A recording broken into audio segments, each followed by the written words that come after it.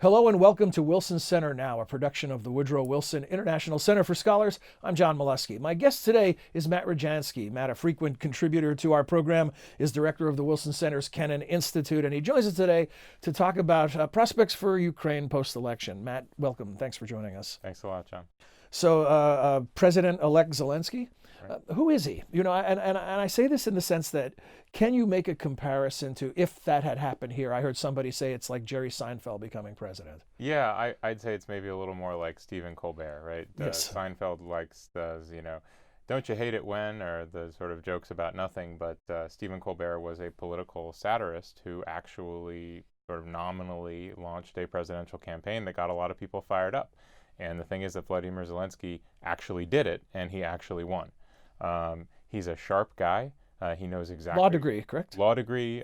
He's a very well educated, successful businessman, has been in the political satire space for a very long time. He has been, in a certain sense, the voice of political commentary for a whole generation of Ukrainians. Again, very much like Stephen Colbert or Jon Stewart. For a lot of younger Americans, it's the lens through which they see the absurdity of politics in their country.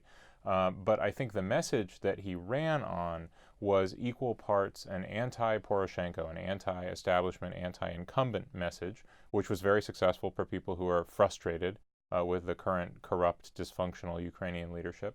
But then it was also a message of unity. He was able to win countrywide. In a way, the electoral map hasn't looked like that in Ukraine's 3 decades of independence after the collapse of the Soviet Union. He won in the West, he won in the East, he won in the center of the country. Honestly, the only place he did really quite badly was with the diaspora Ukrainians outside of Ukraine, and that's historically been an issue where kind of the patriotic voices outside of Ukraine tend to undervalue the frustration of people living on the ground, which is directed at their current government. So that's that anti-incumbent message. Was there any indication that he was serious about politics before this run? Yeah, I mean, he had been floating this notion that he might actually run for president for upwards of a year. And for several years before that, he had an incredibly popular television show called Servant of the People, Sluga Naroda, which is actually about him as president. I mean, he's not playing himself. He's playing a history teacher called Vasily Petrovich Holoborodko, sort of an ordinary Ukrainian guy who lives in an apartment with his parents and, is separated from his wife and has a kid. I mean, it's a situation that, millions of ordinary Ukrainians can identify with, and suddenly he finds himself, due to a viral social media video in which he rants about corruption and hypocrisy, he finds himself basically as a successful write-in candidate for president of Ukraine. And then the whole story over 3 seasons is basically how he converts this kind of crazy, unexpected opportunity into taking on this incredibly powerful oligarch-backed Ukrainian political establishment. And, spoiler alert, it's not always successful. I mean, he suffers a number of defeats. And so the question is, how much does that maybe forecast what he seeks to do as president of Ukraine? And how much is that really just his TV character, and we need to set that aside? And as president, he's going to look a lot more like other presidents of Ukraine in the past. Reality, what a concept. I can't help but draw the parallels with Donald Trump, a television performer, among other things. And a lot of people say that the image, the Donald Trump of image that was elected, the Donald Trump of myth, of pop culture myth, was created by The Apprentice. Yeah. The skills that go into being a successful television performer perhaps were on display in his response to Vladimir Putin's move around passports. Yeah. Well, could you explain that? That was pretty effective. First of all, you've got to understand the basic issues. I think that he does. He's increasingly tipping his hand about the smart people who are around him, some of whom have quite a lot of experience, certainly in business, but others in politics. A few now names dropping out in foreign policy and national security. So he has plenty of people to explain the technicalities of the issues. Mm-hmm. He's a very smart guy. He has a legal education, but he's also got a comedian's wit, which means he's kind of quick on his feet. And then you come to the question of delivery. The fact that he kind of met Putin on his own terms, where Putin is saying, well, we will offer passports to the oppressed Ukrainians who want to speak Russian, and their sort of nationalistic neo-fascist government's not letting them do so. So President-elect Zelensky comes right back and says, yeah, and what about the oppressed Russians? We'll be happy to offer them citizenship. Of course, course, what this amounts to is maybe not what Ukrainians wanted when they voted for Zelensky, which is just a continuation of this zero-sum ongoing conflict with Russia, because he actually campaigned on a message of trying to bring peace to the Donbass. That's the part of eastern Ukraine that's been invaded and occupied by Russia and Russian-backed forces. So the fact that the first salvos here between the Kremlin and the president-elect are very, very negative and very hostile doesn't suggest that they're about to have a successful summit meeting, but it may also be the Kremlin just trying to strengthen their bargaining position, knowing that they're going to go into that negotiation. No, and Zelensky letting him know that they're not dealing with a lightweight. Exactly. Is the Kremlin, are Vladimir Putin and the Kremlin prepared to deal with this kind of soft power? This is different than what they normally deal with. In the post-Soviet space, even the nominally kind of pro-Western, pro-EU, pro-NATO, pro-American leaders, they tend to be much more creatures of the old system in every sense. So generationally, Zelensky's only 41. He's a post-Soviet guy. You know, there is no adult record as to who he was under the Soviet system, whereas there has been for every previous Ukrainian political leader. That's one very big difference. Number two, his style is obviously completely different. He's built his career entirely in modern Ukraine market-based system, though he has had success commercially in Russia as well. By the way, his show is in the Russian language. All of his comedy has historically been in Russian. He speaks Ukrainian, but Russian is his native tongue. So he does have a certain kind of common ground with Russian people. He knows their humor. He can appeal to them, right? It's not like he is a Ukrainian either from the diaspora who's returned home or from the far western part of the country. I mean, he does have a way to kind of identify with and communicate with Russians. But I think he's a different animal. The Russians are not going to be able to play him in the same way they have traditionally done of kind of, well, we know who your, business partners are. We know about your history. We've got KGB files on you. With him, it's a little bit like the reality TV presidency of Donald Trump. How are you going to embarrass him? It's all out there, right? And with Zelensky, it's all been out from the beginning as a very public persona, lots of social media. What about expectations? You mentioned there are expectations for potentially better relationships with Russia. But beyond that, is there a broader set of expectations? Is there sort of a Zelensky agenda?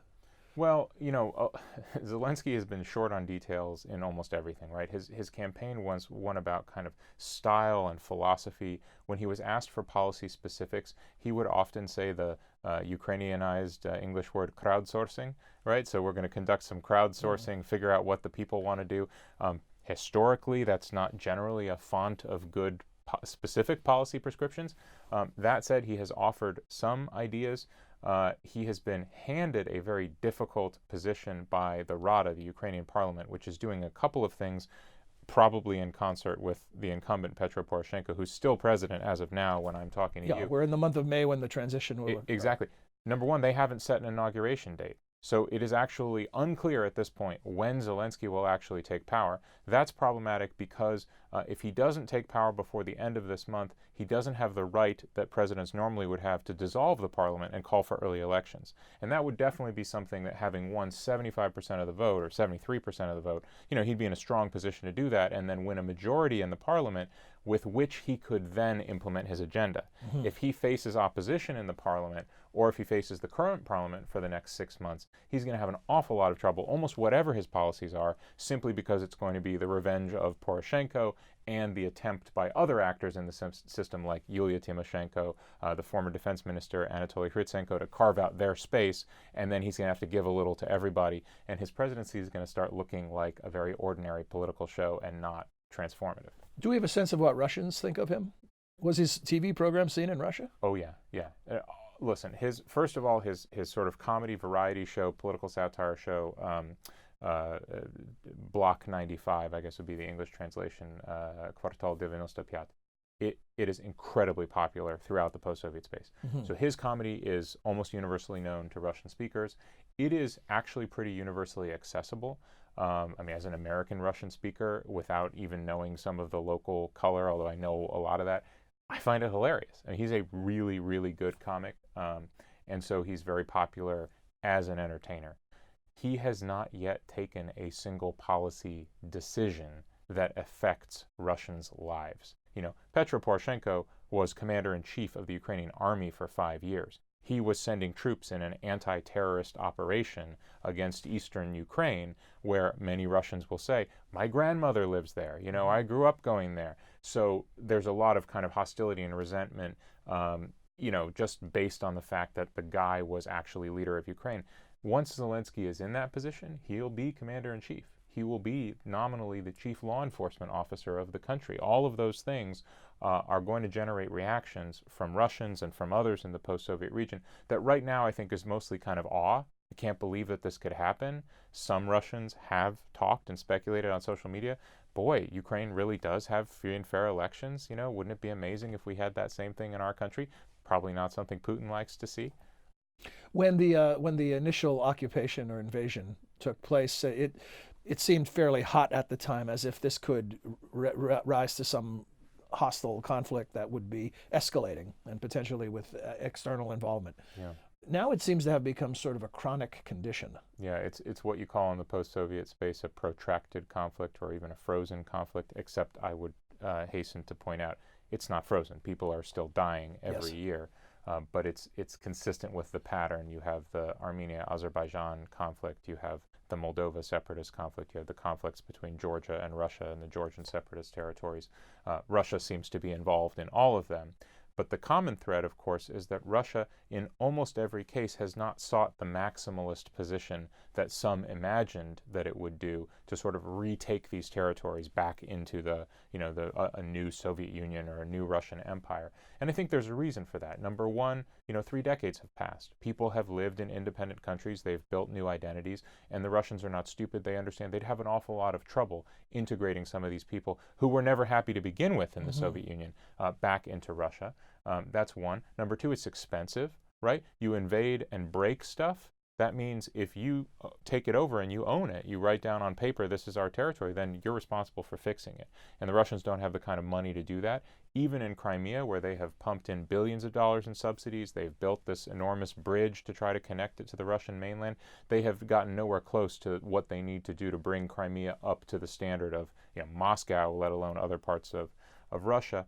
And I think the third reason is that there is a wider international picture, that the United States, the European Union, even China would probably not be comfortable with the idea that Russia's just going around using its massive military to take whatever it wants. At a certain point, that's unacceptable. So what does a resolution look like, and how long can this protracted state of affairs continue? A very long time. Yeah. I think this is one of those cases. The new normal? Could this just become the way things are? It's not even the new normal. It's already the normal in the post-Soviet space. This is one of those cases that our colleague Aaron Miller has rightly described in the case of the Middle East as being kind of a geographic and demographic future. It's these conflicts, to the extent that they'll ever be resolved, will follow a path that's about just kind of what happens on the ground, what happens between people. It's not going to be decided in a conference room or an international negotiation or summit. What about relationships or relations with the United States under Zelensky? Any expectations in that regard? That's a great question. The answer is I don't know. We're in a very interesting, pivotal moment right now. The U.S. ambassador, Maria Yovanovitch, has just been recalled early. So she effectively will not serve at all overlapping with Zelensky. That said, I'm sure she's had meetings on behalf of the United States government with him. As far as I know, he has not been here, certainly not recently, to meet with senior U.S. officials. I'm sure that some emissaries have been sent. But the shape of the U.S.-Ukraine relationship under the Zelensky banner is not clear. What is clear is that American officials watched the election process very carefully. They did deem it to be largely free and fair. Therefore, they respect and congratulate Zelensky on his victory. Trump was one of the early phone calls to Zelensky. And both Americans and Ukrainians recognize a kind of mutual dependence that has grown up, which is the United States has really, really painted itself into a corner with the degree of sanctioning and isolation we've imposed on Russia, largely as a response to what Russia did to Ukraine, at least initially, right? And then you had the election interference and on and on. That means we have cast our lot. We support Ukraine in the binary conflict of Russia versus Ukraine. We also have really backed Ukraine on its reform agenda. This is the post-revolution, post-Maidan, the hopes for reform and change domestically. Poroshenko delivered on some things, failed on other things. For Zelensky to have any chance of success in both of those accounts, the geopolitical conflict with Russia and the reform agenda, he needs Washington. There was a report earlier today that Russia released 2 Ukrainian fishermen that they'd been holding, but they're still holding 24 other seamen. Seems like a mixed message in some ways. Was this an overture? It may have been. It's hard to read it that way, given all of the other leverage that Moscow maintains. What I would say the Russians are trying to do is remain studiedly neutral up until an actual negotiation with Zelensky occurs. I would guess that Putin has a read on the man, but doesn't actually know what his political persona and his political posture will be. That will depend on who he appoints to key positions, especially the security ministries, the people who have the leverage internally over business interests, compromat, things like that, and then obviously defense minister, foreign minister, etc. When he sees the team, and then when the two of them meet and talk, and ostensibly I would think talk about the conflict in the East, then he's going to have the ability to say, well, yes, we are prepared to release these Ukrainian sailors on condition of so on and so on. But why do so before? What is there an early indicator that you're looking to, an early test once the actual swearing in occurs, that will give us some indication, not just Vladimir Putin, but give all of us some indication of what a Zelensky presidency is going to look like? There are two. They're sort of spiritually related, but they're very different in practical terms. One is that the Rada, the parliament, has handed Zelensky a very severe constraint, and that is in the new language law. It requires and imposes actual financial penalties and creates new administrative bodies to enforce the use of Ukrainian language in all public and official settings. So this is being said to a guy who campaigned largely in Russian, who is a native Russian speaker, whose entire career has been in Russian, and who did very, very well in Russian-speaking areas of the country. He's now the law enforcement officer in chief. So it's not just that he has to comply with the law, he has to enforce that law. Define himself. That's a huge test. Yeah. That's a huge test. Yeah. How does he ensure that that is done fairly? How does he ensure that that doesn't appear to abuse and pull the rug out from under his own constituents, his own supporters? How does he ensure that the new administrative bodies created to enforce that law are just not another source of corruption? Counting the number of publications being sold on news kiosks and issuing fines, unless you pay me a bribe, and then I'll look the other way. That's test number one. And then sort of related to that, of course, is implementation of a ceasefire in Donbass. Both sides, the Russian side and the Ukrainian side, have nominally agreed to a ceasefire. But it's never been implemented and it's never held. And that's why we have constant casualties. So the question is Zelensky's commitment to a peaceful solution for Donbass so serious that the first time that the separatist, the Russian side, violates the ceasefire, kills a Ukrainian soldier, takes a hostage, whatever, that Zelensky doesn't respond? Or that he says, this is why we need to negotiate, but we need to maintain the ceasefire from our side. That's something Poroshenko could never do. It just wasn't his political position. Before we close, we've been looking ahead to the president-elect. Let's look back at Poroshenko in terms of legacy. What is the Poroshenko legacy? Look, so Poroshenko's supporters, and some of them in almost laughably sort of fawning public genuflections and letters posted online and so on, they nonetheless rightly point out he preserved Ukraine's sovereignty. He held the line against Russian aggression. He definitely was a kind of commander-in-chief president. He played this father of the nation role in really bulking up Ukrainian national identity. Again, some people would say to an excess, to making people who were not ethnic Ukrainians, Ukrainian speakers, feel excluded from the country. But that was something very important to him, very important to his supporters. It will remain important. He will remain as the kind of figurehead of what people are now popularly calling the 25%, right? So the result that he got in the election, clearly a minority, but it's a big minority. So he'll remain the figurehead of the sort of Ukrainian nationalist patriotic movement, and explicitly establishing Ukraine's geopolitical position as being oriented to NATO, the European Union, the United States. That is probably not going to change. Matt, thank you for taking us to school. My pleasure, John. There was an old hockey announcer who used to quip about his knowledge of the game. Knowing me is like going to college. Knowing you is like going to college. Thank you, Matt. Thanks a lot. Pleasure. Appreciate it.